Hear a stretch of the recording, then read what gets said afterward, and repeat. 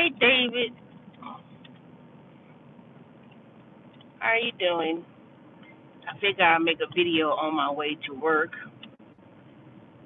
since I'm doing well. I'm just tired. Okay. Good morning, everyone. I see everyone on here. 4 viewers. No one dropped out. It was 5. But anywho, let me go ahead and start. So, good morning, everyone.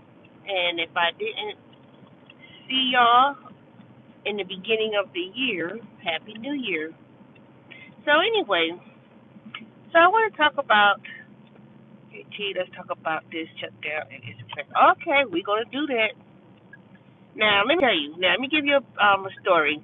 Now, when I was working at the IRS, I was furloughed.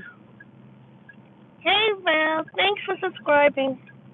So, I was working at the IRS when they had a government shutdown, um, the last one. And basically what happened, it didn't last as long compared to okay, I will be doing my tax videos. And so I was part of that government shutdown. Now, the last time we had a government shutdown, people at my job, they thought it was going to be last for 1 day, 2 days. I said, no, it's not. It's going to be longer than that. So I have basically set my money aside because I said, as long as I'm getting my back pay, that's fine. So we were furloughed. It was like, I want to say it lasted for a good 2 weeks, maybe 3 weeks. So, unfortunately, this tax season is going to be longer, way longer, because I still keep in touch with maybe a certain coworker of mine, and she's been delusional. Even when I used to work with her, she was like, "Oh, they got furloughed Friday, right before Christmas, and then they thinking they was gonna go back to work on Monday." I said, "Desiree, really? You think that they're gonna furlough and you're gonna be back to work on Monday like nothing's gonna happen?" I said, "You almost forgot who the president is." So anyway, this government shutdown and how it's going to affect taxpayers. Now, it's not going to. Basically, the only most tax returns are processed electronically. There's a big computer system in Merkinsburg. Hey, Lynn, West Virginia. So it's this old computer they use. So most returns are processed. If you file electronically, it's processed by computer. No one looks at those returns. People don't look at those returns. But let me tell you what's going to happen for those who um who has issues like getting earned income tax credit, child tax credit, and certain credits or tax returns that gets reviewed. Those returns, it was going to be held until March anyway. They're not going to process tax returns where you're getting majority of your refunds coming from the EIC or earned income credit, especially if you're getting earned income credit by claiming dependents. Those returns were going to be held anyway, and they've been doing it for years. So if you had $5,000-$6,000 worth of tax, my car needs to get some tires. I can feel it. If you had a refund like $6,000+ and the majority of your refund is earned income tax credit, and you claim it because you qualify for low income and you have dependents, those returns won't be processed because they're going to review those returns for eligibility of the earned income tax credit, where you have to basically show that you qualify for the earned income credit, and they don't start processing those returns until March anyway. Now, for those who are in that situation, it's going to be longer. If this government shutdown continues into the tax season, this is the time of year right now that the IRS prepares for the coming tax year. Right at Martin Luther King's birthday, right after Martin Luther King's birthday, whatever that Monday is, that's when the tax season starts to file tax returns. If there was any major changes in tax laws and codes, they state that they don't start processing returns until February the 15th or whatever date, whatever that Monday is, or Wednesday. So the fact that this government shutdown is happening right before they're supposed to prepare for the computer systems and everything else, the computer system is going to update by itself and be done anyway. Tax returns, if you just have a simple return, you know, you file it, they may be a delay until the 15th of February. That's going to get real bad. It's going to get real bad. Oh, it's going to get real bad, but it's not really going to affect people who file just a regular return, overpaid in taxes throughout the year. They're getting a small refund. Now, it's going to affect those who file late returns and they get a refund, because that's what I did. I didn't file my tax return last year. I waited because I said, well, shoot, I'm only getting $300 or whatever. So I didn't file my return electronically last year. I said I asked for an extension to October, and because I was getting a refund, come on, people, light's green. So anyway, so now when I file that return, it's going to be processed. It's not going to be filed electronically because it's not in the tax year. So now I have to wait till that return gets processed. And if no one's working, or if they do let them go back to work and they work without pay, then now I have to wait longer for a return. So if you have to file an amended return, a paper return, or you one of those people who's going to get a letter from the IRS and you need to respond back by letter, and it has to go to a department, and they're not working and they furloughed, that's going to delay. It's going to be major delays for that. Major delays. So if you're one of those people who got letters and they ask you to submit documents, see who will claim a dependent or claim that child, and they ask you to submit paperwork and documents, unfortunately, it's just going to be sitting there unanswered. You're going to have to wait until people come back to work. And I tried for years, and the purpose is everything's going to be automated. How they audit, how they process returns. Let me see. Hey, see, I'm filing my taxes at the last minute. Anyway, I may not get a refund this year. Well, if you didn't get a refund, then and you broke even, you just, it doesn't really affect anyone. But it's going to, like I said, it's going to affect people, especially those getting that tax credits and things of that nature. But those are going to be delayed anyway. And then if you have to write the IRS a letter or appeal penalties, you have to have that in writing. That's not going to be answered, so you're going to wait for that response. It's already 45 days that they respond anyway, and they could extend the response time. But with this government shutdown, you may not hear anything until almost the end of the year, and that's the worst. That's the worst thing about it. That's the worst thing about that. And then if you have, and let me tell you, sorry, I was driving. I'm good, David. How are you? Hey, Lynn. But let me tell you, for those who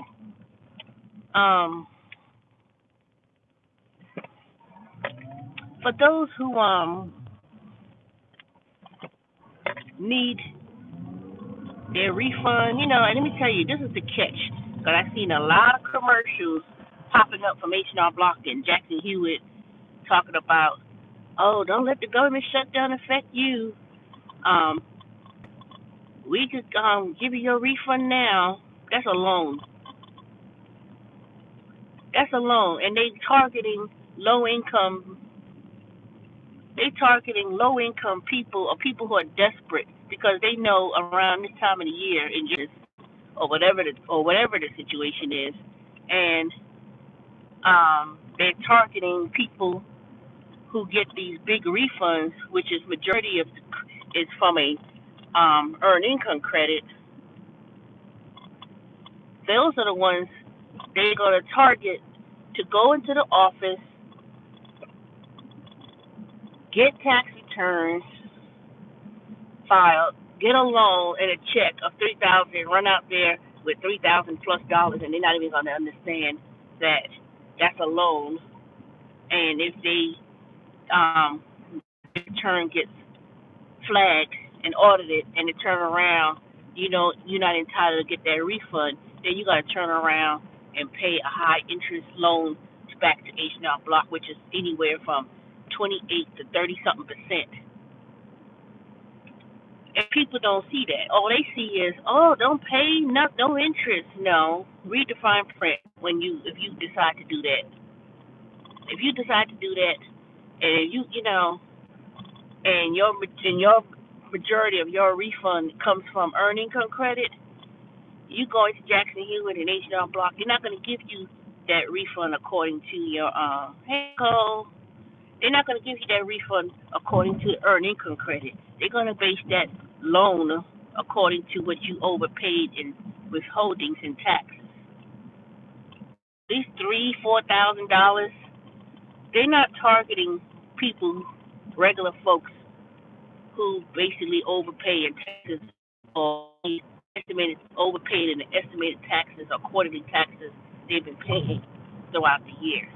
They're looking for people who, low income, mostly in the hood, and I'm not stereotyping or profiling, but that's what it is.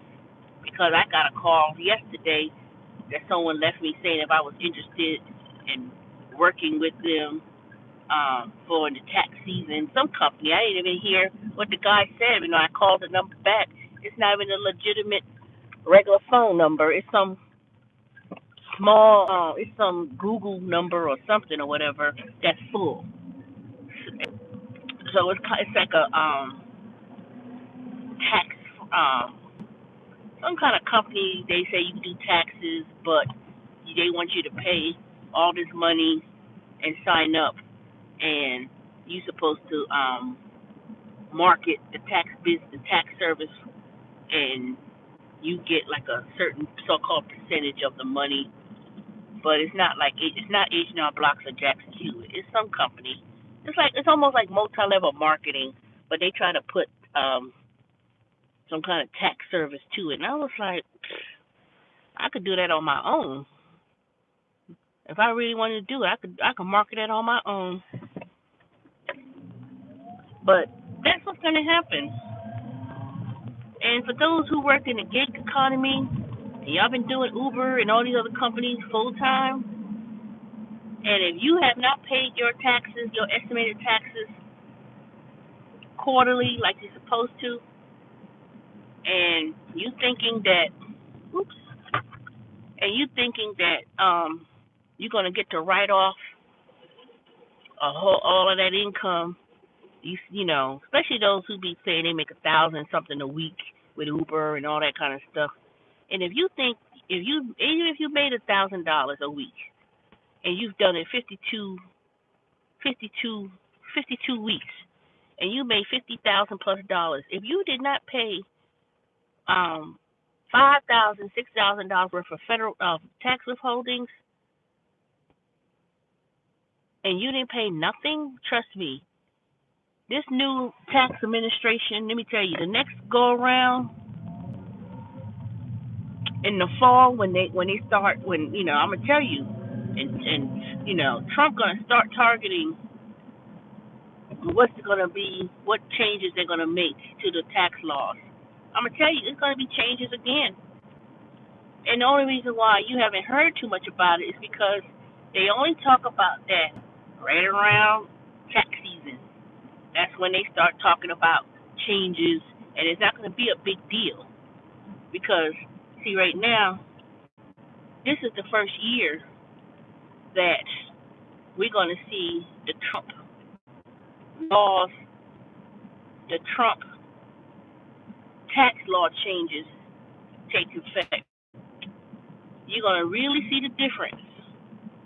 I don't care if you do ride sharing gigs full time, you have a, you do this part time, and you have a regular job. We're going to really see what these changes are going to do and compare. Now, when I finish doing my return, I'm going to compare it. I'm going to compare the numbers. I'm going to compare where I stood last year and where I stood this year and see what the tax law changes are. Now, one of the things that's supposed to happen, supposedly, is that if you made, okay, you better move before that cop turn around this corner, illegal people, boy, I swear.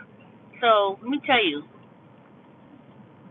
I'm going to see the difference. I'm really curious to see how the changes, or if I'm going to really change, um, and I'm really see the changes in terms of whether my taxes have gone up or is it gone down.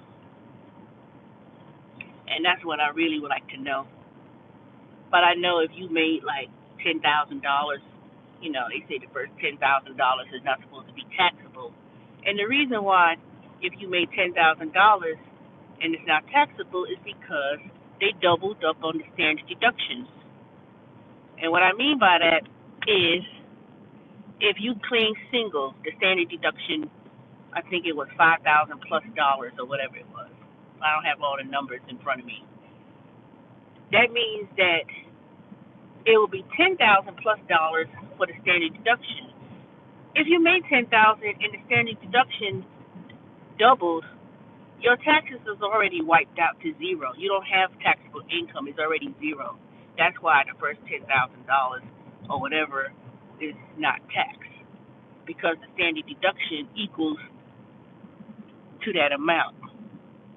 And because it equals to that amount, if you made $10,000 plus dollars in the standard deduction and you file single, it's 10,000 whatever. I don't have the numbers in front of me. That's why I'm saying I'm not being exact, but I do remember it is about 10 or 12,000, one of those numbers. So it already negates it to bring your taxable income to zero. The only thing you have to worry about at this point is filing a tax return so you could indicate that you had qualified for health insurance. If you had health insurance and you file a return because you have to indicate that you didn't have health insurance, and then you could be exempt from the penalty, and you could be exempt from the penalty basically by being on low income, and you don't pay that penalty because your income may be too low and you can't afford health insurance, or Obamacare, some people want to call it. So hopefully this government shutdown doesn't last too long, but I can tell you, for one of my former coworkers, they are straight up worried because they're not getting paid no money, none. They're not getting paid no money, and let me tell you, I don't think it has nothing to do with no stupid wall. They know they can't build no wall. I saw a video on YouTube and a video on Facebook of how they were showing the topography. They went that whole 1,000 miles all along 4 states that they want this so-called to be built on. And they said they already have a natural wall built, which is the Rio Grande River. They can't build a wall Over there, it's already a natural wall by nature. The Rio Grande River. Oops, y'all be answering questions. I'll be driving. I can't really supposed to be putting my hand. So if you make a decent amount of money but still can't afford health.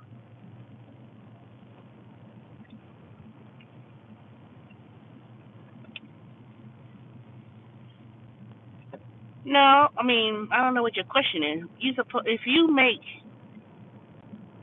whatever your income is, and you didn't have insurance, health insurance, at any portion of the year, you're going to get a penalty. So if you make a substantial amount of money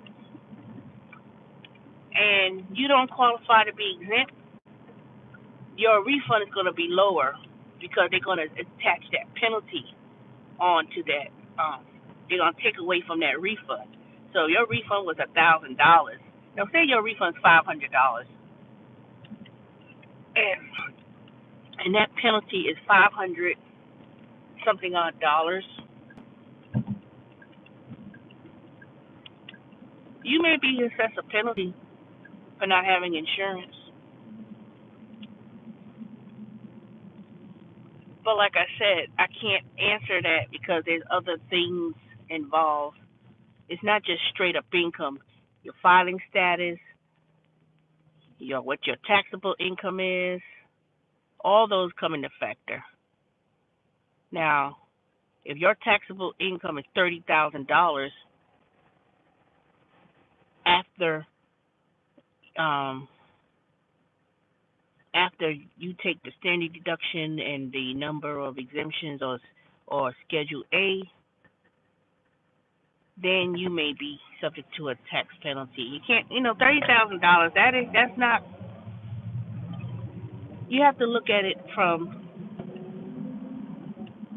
total income minus the exemptions minus the standard deduction. It's not the first number that you first get. It's not the adjusted gross income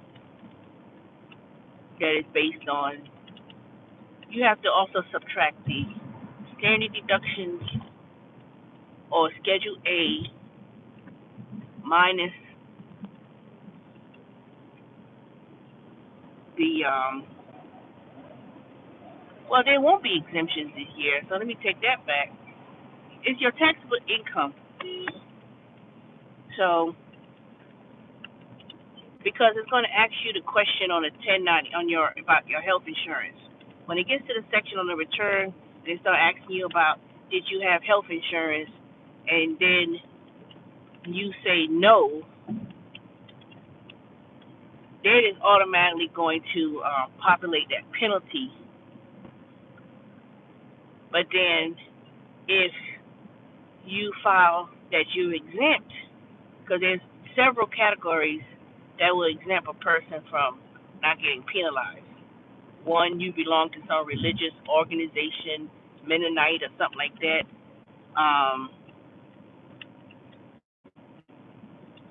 What is it? You was incarcerated during a part of the year, because people, if you're in prison, you can get penalized for not having insurance. It's a whole lot of things, but that's one of the things I'm gonna go over. I'm gonna go over in future videos, so that way I could explain that penalty better. Is that yeah? But the Obamacare is based on your income. Like you choose a plan, but you have to anticipate how much money you think you're going to make, and then they'll give you a premium tax credit, and they'll give you help to help you with your insurance.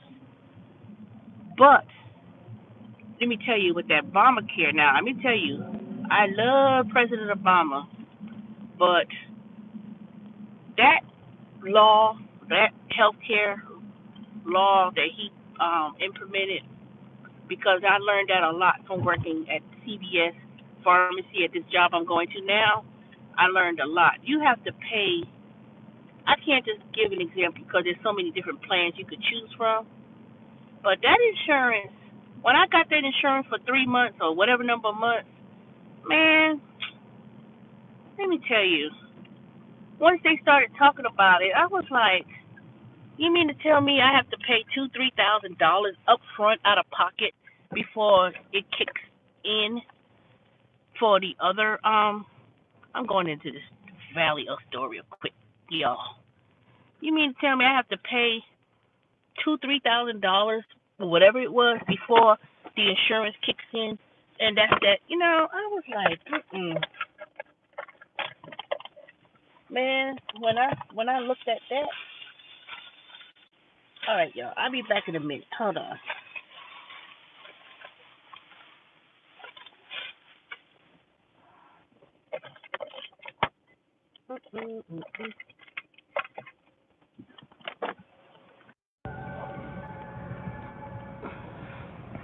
I'll be back. I'm gonna go into this station real quick.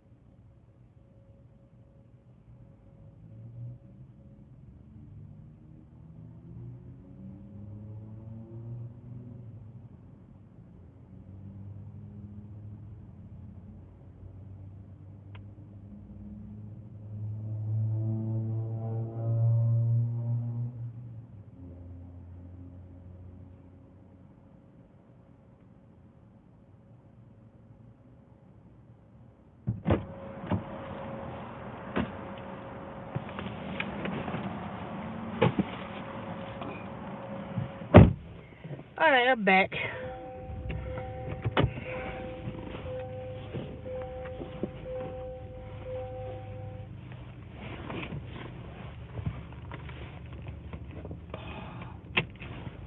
let me see. Okay, so what I was talking about was the Obamacare. So when open enrollment was from October to December, you had to sign up for health insurance. Then, based on your anticipated income, so you had to basically, and they'll give you a a premium credit. Why these raggedy ass roads? Shit. You could tell when stuff start getting run down in certain counties. This is Gwinnett County in Duluth. Now, I ain't trying to be profiling, as I said, but as more minorities, black folks, Indian, Mexicans particularly, start moving into certain areas, the areas start looking run down and raggedy. It starts looking raggedy, run down, roads not fixed, things start looking, they put these little bootleg stores all over the place, and then stuff started looking raggedy. I remember this area in Duluth, or Pleasant Hill Road, if anyone knows about Atlanta, Duluth. Duluth used to be real nice. I ain't gonna say nice, but it was more upkept in terms of the businesses. They had like a lot of big businesses that used to be in Duluth. Now the business area where a lot of businesses are, it's like a bunch of small bootlegged kind of come on people drive. It's like a whole bunch of small looking companies that pop up, low income wage jobs. They don't pay nothing like the one I'm going to now. I mean, I'm grateful for the job I got, but it ain't like it's IBM or Google. It'll be these small looking companies that you never heard of that hires customer service reps at $12 to $13 an hour, maybe 14 if you're lucky, and if you're real fortunate, it may be 16. But other than that, it's these small looking ass companies, raggedy ass roads, apartment complexes that it still be expensive, but unkept. You could tell it. You could tell when stuff starts declining. White folks move out, jobs goes, then they just got it's disgusting. I'm just starting to notice raggedy ass roads, half patch roads they want to do. Oh, anyway, but back to I only got a couple minutes, and then after that I gotta go.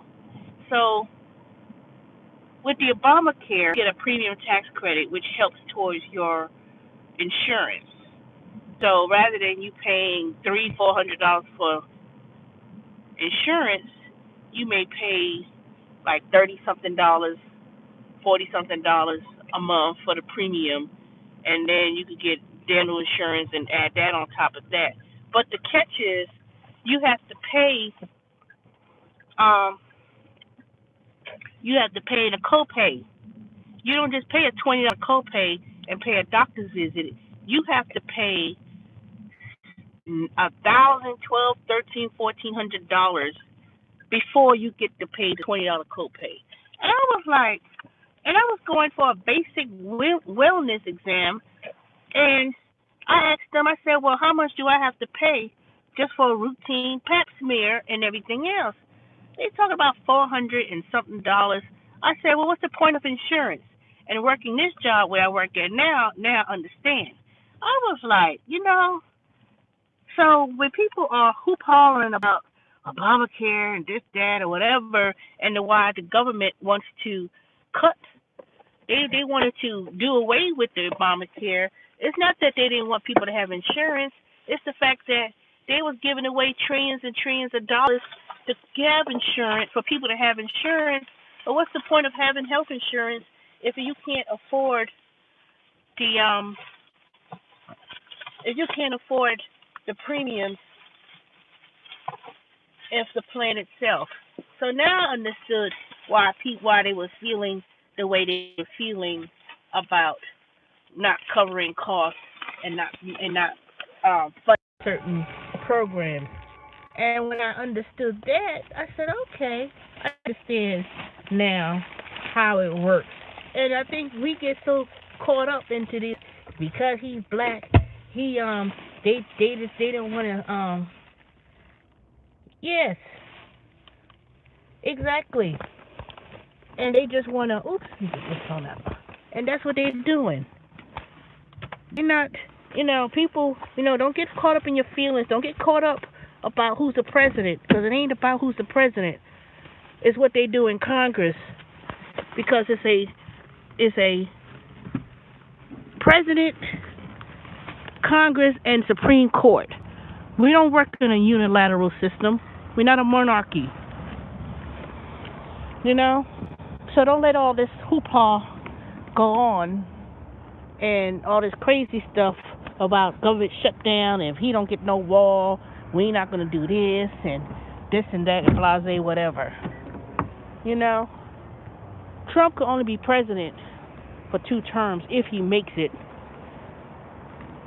and that's it. Anybody, you only got your maximum term limit is only going to be 8 years if you make it to the 2nd term. So all this stuff about government shutdown and what's going to happen and this, that, or whatever, you can't change it. It ain't going to be changed. And my point, and I'm going to have to go, is you can't worry about what's going to happen. The only people who's worried is the ones who's working for the federal government and not getting paid and didn't save for a rainy day and didn't save to pay their bills and didn't have an emergency fund to cover their bills, and then when they go back to work, they'll pay them their back pay. I never got caught. I didn't get caught up in that. I saved my money, and when the government shut down, I was able to pay my regular bills, and then I said, okay, I'm going to get my back pay when we do go back to work and when the government shutdown ended. So if you didn't prepare and you sit at home crying about, we ain't go back to work, we ain't getting paid, I'm broke, that's your fault, because they had overtime like crazy. I'm not saying I don't have no sympathy for my coworkers, but I didn't want to hear it. Asking me, where you working at? What time you work? Why you worrying about which way I work at and what time? You didn't care about me when I left the IRS, so why the hell you asking me all these damn questions? So, anywho, this taught me not to depend. You shouldn't depend on the government. You should never depend on the government. You don't depend on no job. None. Okay, let me go because there's a no